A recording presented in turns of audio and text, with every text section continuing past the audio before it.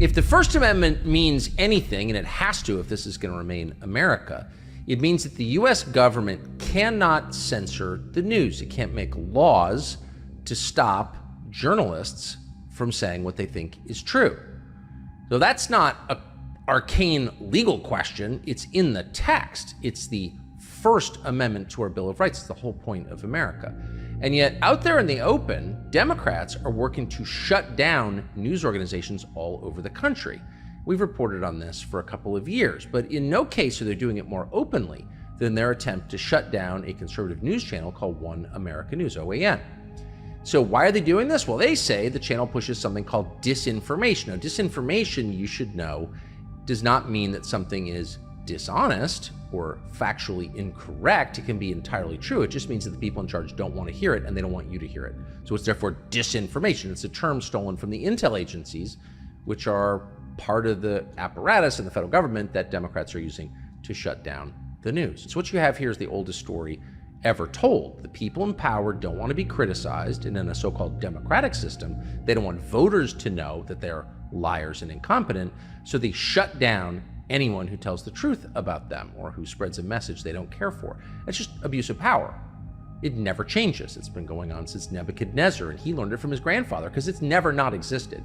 But this country officially disallowed it, made it illegal with the Bill of Rights, which is just now being ignored.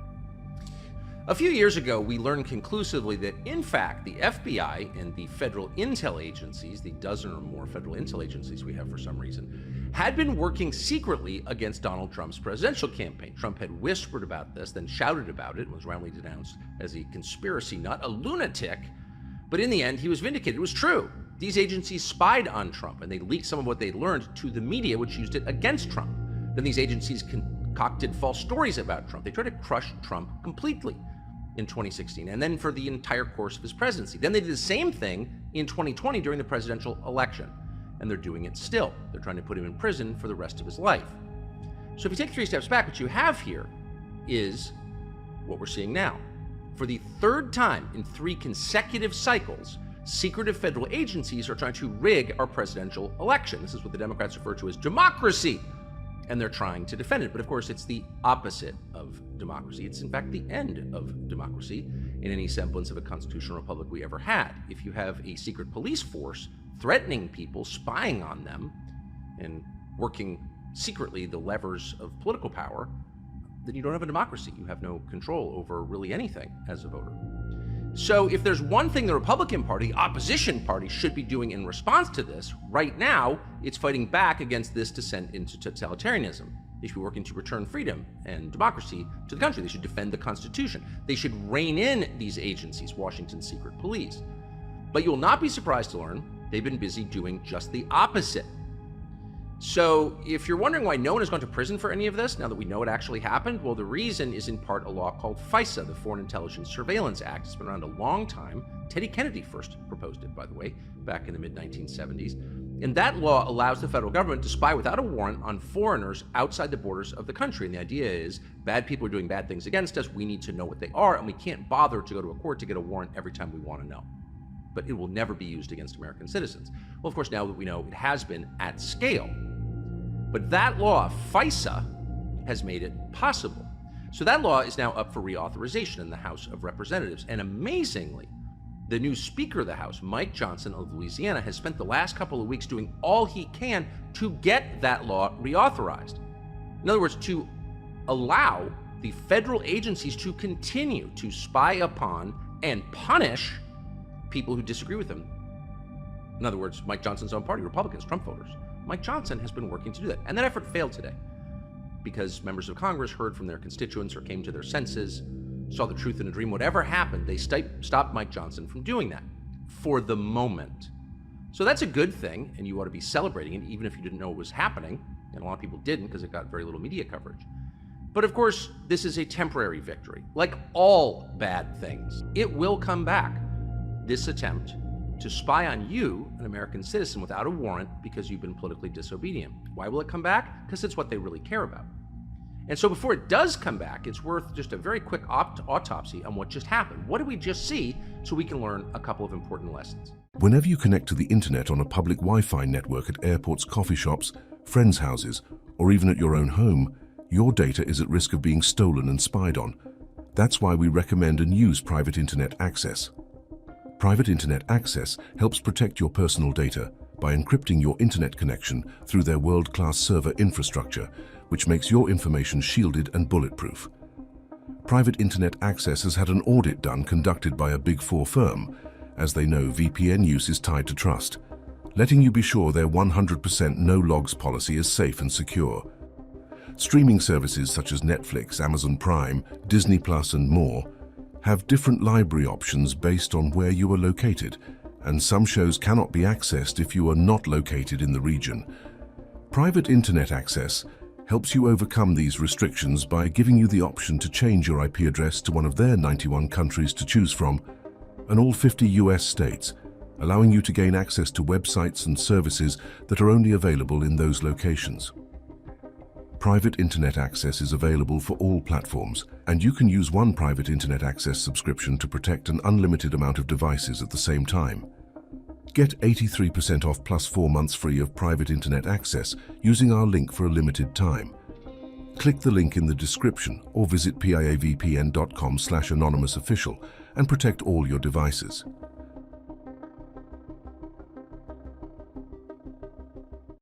And the first lesson we're going to learn is that a lot of powerful people in the Congress are liars. They lie without shame, in fact, with pride, and they do so at the behest of, or because of blackmail instituted by, the intel agent. Here is Mike Turner reassuring you that FISA would never, under the FISA law, the US government would never be allowed to spy on you without a warrant, because that's unconstitutional. It's never happened, it never will happen. And if you think otherwise, you're probably one of those UFO-believing nut jobs who want to stop doing ayahuasca. Here's House Intel Committee, pawn of the intel agencies, Mike Turner of Ohio. We're not surveilling foreigners in the United States. We're not surveilling Americans in the United States. Those individuals who say that this is a warrantless search of Americans' data are just not telling the truth. These are foreigners abroad. They're a select group of individuals who are a national security threat. If you're an American and you're corresponding with ISIS, yes, if we're spying on ISIS, your communications are going to be captured. You would want us to do that. All Americans would want us to try to make certain that we keep ourselves safe from these outside groups and organizations. We are not spying on Americans. This is not a warrantless surveillance program. This is foreigners who are abroad only.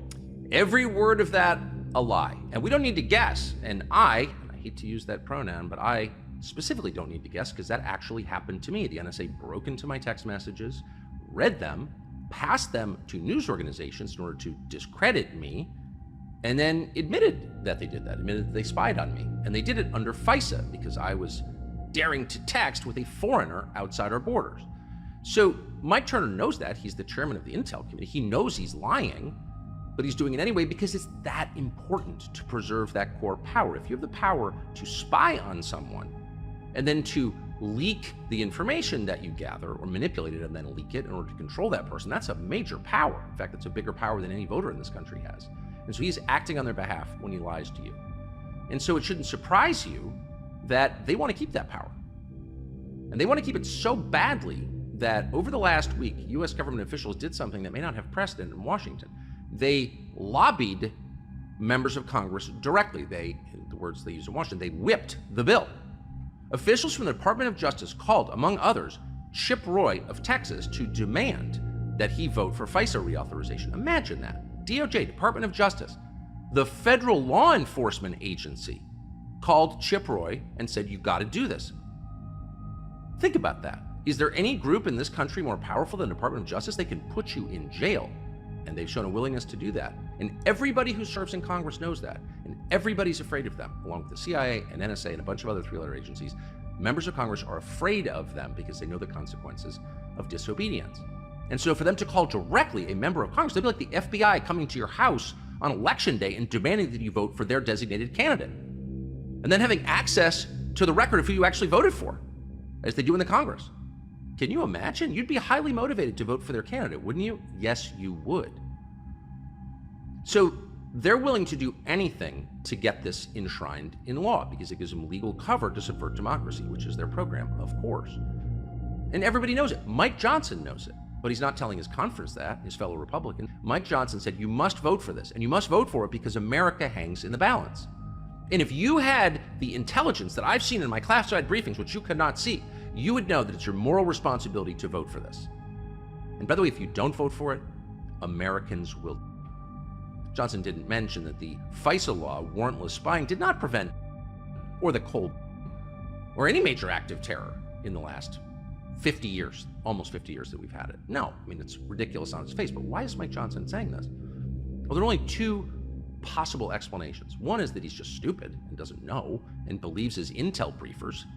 Every person who has spent any time in DC knows the intel briefing, the classified intel briefing in the SCIF, is merely a leash. It's a collar around your neck connected to a chain, and the other hand is your handler from some federal agency with a black budget whose total you can't know. Of course, it's a way to control you, giving you information that you can't repeat to anyone else, that you have no way of verifying, and telling you that if you don't go along with the program, Americans will. Right, so he either doesn't know that that's the way things actually work in DC. Oh, of course Saddam has weapons of mass destruction. You want to get America vaporized in a nuclear attack? Invade! Et cetera, et cetera. Many precedents for this. I mean, it's the oldest story there is. Either he doesn't know that, or there's another agenda. We can't know for certain. But consider this. Mike Johnson has been Speaker of the House for not very long, just several months now. He got the job accidentally. And in the time that he's had it, what have his priorities been? Well, there have been two big ones, two issues on which he's willing to call his fellow Republicans into the room and say, you have to do this. The first one is Ukraine funding. And he's done that again and again. Either we send another $60 billion to Ukraine, or he implies American soldiers will have to fight in Ukraine because we're going to prevent Putin from rolling into San Antonio or whatever. Of course, all untrue, in fact, ridiculous, but that's what he said, in effect. Ukraine funding has been his top priority, and his second, this week, was more warrantless spying on Americans. Well, what's interesting is that those are also Joe Biden's top priorities. Those are not the top priorities of Republican voters. They're not the top priorities of American voters. Look at the public opinion polling. It's available on Google. No, those are Joe Biden's priorities because both expand his power. So what's interesting is that the Republican Speaker of the House shares those priorities, not closing the border. He didn't call his conference in to say, shut down the border tomorrow because 70% of Americans are demanding that, and 100% of our own voters are demanding that, and that will save this country from certain destruction. He didn't say that. He said the number one thing we need to do is continue to have the legal right to spy unconstitutionally on American citizens without bothering to get a warrant.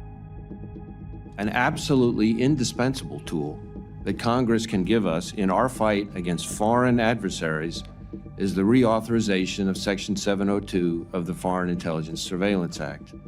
It is critical in securing our nation, and we are in crunch time with our 702 authority set to expire next week. So let me be clear, failure to reauthorize 702 or gutting it with some new kind of warrant requirement would be dangerous and put Americans' lives at risk.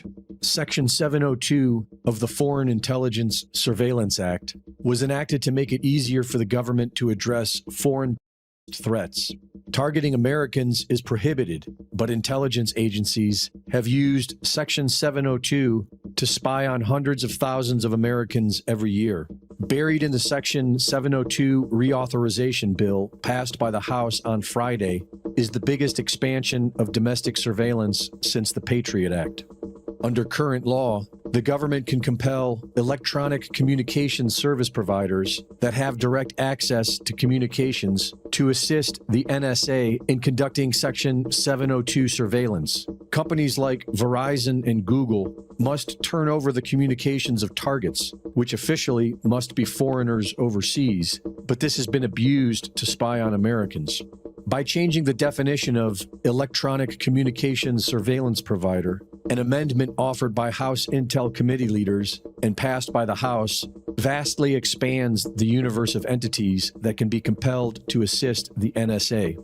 If the bill becomes law, any company or individual that provides any service whatsoever may be forced to assist in NSA surveillance, as long as they have access to equipment on which communications are transmitted or stored. When the amendment was first unveiled, civil liberties advocates noted that the provision would encompass hotels, libraries, and coffee shops, and so they were excluded. But the vast majority of U.S. businesses remain fair game. including barbershops, laundromats, fitness centers, hardware stores, and any small business that provides Wi-Fi to their customers via routers. It also includes commercial landlords that rent out offices, which would target journalists, lawyers, financial advisors, healthcare providers, and anyone renting commercial office space. The amendment even includes service providers who come into our homes, such as house cleaners, plumbers, and IT service providers, all of whom could be forced to serve as surrogate spies and be required to give the NSA direct access. And none of them would be allowed to tell anyone. They would be under a gag order and would face heavy penalties if they failed to comply. Having wholesale access to domestic communications, the NSA would then be on the honor system to retain only the communications of approved foreign targets. And we know from past experience that they cannot be trusted to do this.